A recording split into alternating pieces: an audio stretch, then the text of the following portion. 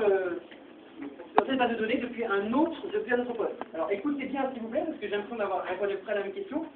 Ce qui est en local reste en local, sauf si le programmeur de cette application-là donne un moyen de le faire.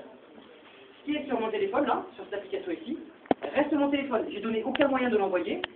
Il n'y a pas possibilité pour vous de le récupérer, pour moi depuis mon serveur de le récupérer, et pour moi depuis mon ordinateur de le récupérer. La seule manière de faire, ce serait que sur mon application ici, je rajoute une fonctionnalité qui soit envoyée au serveur, où je récupère tout, je crée un fichier XML ou JSON, que je pousse ce fichier-là au serveur, et que le serveur peut pas le donner à vous. Ça vous va? Donc en fait, un petit peu, ça sert à rien, étant donné qu'on ne peut pas accéder de son téléphone, il vaut mieux avoir une base de données qui est quelque part, comme ça on peut accéder de n'importe où. Sinon on est conditionné par l'endroit où on est. Si je sais pas dans une application, je suis coincé avec. Mais est-ce qu'on peut spécifier justement? Excusez-moi, je préfère qu'on parle avec une personne à la fois. Donc la question était, est-ce que ça sert à quelque chose finalement? Alors, c'est pas une question, le conseiller ça ne sert à rien. Ça ne sert à rien, mais c'est là. Si vous l'utilisez, vous pouvez trouver l'utilisation. Si vous ne voulez pas l'utiliser,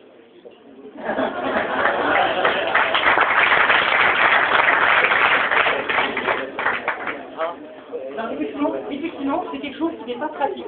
Ce n'est pas une base de données comme vous avez l'habitude, ce n'est pas un modèle MySQL qui agrège toutes les données de tout le monde et qui peut multiplier. C'est un outil local qui est généralement, qui va être utilisé, je ne sais pas pourquoi, peut-être en cache, peut-être en préférence. Quand moi j'ai deux appareils, c'est pas pratique du tout d'avoir les choses sur l'un et pas sur l'autre. Oui, je préférais avoir un compte quelque part dans les nuages qui m'upload à chaque fois les choses. Mais il se trouve que là je suis au Maroc, j'ai acheté heureusement une carte SIM hier après la montre pour avoir Internet. Mais sinon, ça fait 24 heures que je n'avais pas Internet, et il y a des données peut-être que j'aurais aimé avoir sur mon téléphone direct.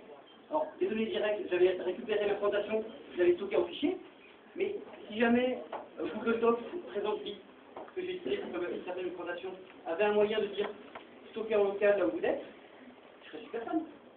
Donc, oui, peut-être que dans votre cas ça ne sert pas, et en tout cas ça ne sert pas à ceux qui font des bases de données habituelles où ils veulent remonter toutes les informations des utilisateurs au même endroit.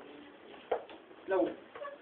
Avant, Google il a sorti un produit Google Geo pour le stockage local. Oui. Est-ce qu'il est maintenant remplacé par HTML5 totalement, ou est-ce qu'il y a des choses que Google Geo permet de faire que HTML5 ne permet pas?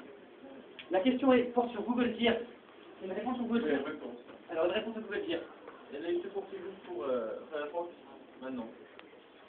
On va cramer, et là, son soutien maintenant. C'est la réponse. Alors, votre réponse, c'est que donc, la question sur Google Dire, Google Dire permet justement d'avoir des données hors connexion et de gérer toutes les applications en hors connexion. À ma connaissance, ce n'est pas le cas. C'est-à-dire qu'aujourd'hui, ce n'est pas encore basculé sur HTML5 et c'est peut-être pas prévu que ça bascule sur HTML5. Notamment, quand on limite des tailles qu'on veut faire, quand on utilise Google Dire, c'est principalement pour avoir une vraie application complète. Quand je vous parlais tout à l'heure d'un logiciel de mail en local, c'est pas 10 mégas que vous voulez stocker. Vous voulez effectivement stocker un paquet de choses. C'est pas ça que fait cet outil-là. Encore une fois, je n'oblige personne à utiliser cet outil-là. Je vous présente juste comment utiliser le détecteur HTML5. Ça pour votre question? Oui. C'est leur email. Je sais qu'il y a beaucoup de questions, c'est pas la peine de le dire, je vois les mains. Il est 51, il nous reste 3 minutes. Je ne vais pas non plus mentir là, me prendre que des questions. Le reste, je vous le dis juste en 2 secondes, le reste du projet va sélectionner toutes les entrées de la base qui sont sur la base locale et les afficher soit dans un tableau, soit dans une carte, soit j'ai prévu même de les sauver en CSV pour qu'on puisse justement les exporter et les envoyer. Ces fonctionnalités utilisent encore beaucoup de l'asynchronisme et c'est une méthode qui n'est pas forcément évidente pour tout le monde.